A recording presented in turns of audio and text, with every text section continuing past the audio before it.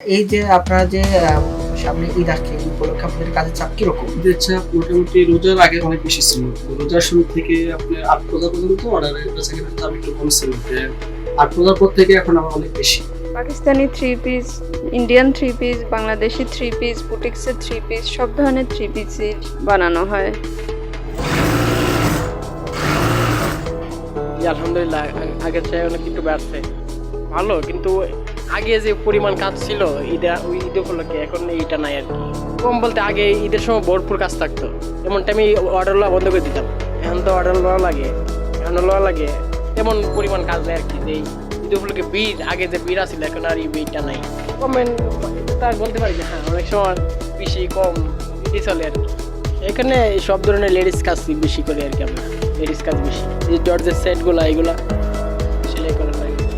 অন্য বছরের তুলনায় বছর একটু কম কারণ সরকার না এই দেশে বর্তমানে যে পরিস্থিতি, ব্যবসা বাণিজ্য সবারই খারাপ। এমনি আমরা সিয়ারি পর্যন্ত কাজ করি, আবার সকাল 10টা-11টায় শুরু করি। আমাদের মেয়েদের তো কাজ, লেডিস কাজ, সেলার কামিজটাই বেশি।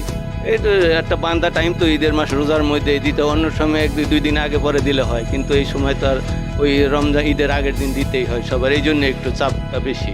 বান্ধা টাইম দাম নর্মালি মোটামুটি আগের মতোই। সুতি চালার কামিজ 500 টাকা।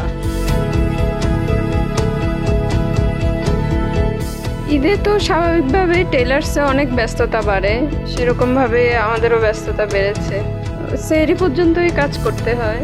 আমরা প্রাণপণ চেষ্টা করি ঈদের আগেই ডেলিভারি দিতে, কারণ কাস্টমার ঈদের আগেই চায়, ঈদের পরে কেউ চায় না। Pakistani three piece, Indian three piece, Bangladeshi three piece, বুটিক্সের থ্রি পিস, সব ধরনের থ্রি পিসই বানানো হয়।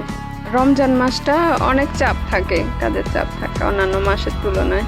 ওই যে বানানো পোশাক হলে হয় কি একদম বডি মেজারমেন্ট অনুযায়ী ফিটফাট হয় আর কি। আর রেডিমেড পোশাকে তো ওই আরামটা পাওয়া যায় না, হয় বড় হয় অথবা ছোট হয়। প্রতি বছরের তুলনায় মোটামুটি ইন্ডিয়ান দেশি সব দেশই মোটামুটি পাওয়া যায়, কিন্তু এই বছরের তুলনায় মোটামুটি পাকিস্তানি দেশটা একটু বেশি চাহিদা।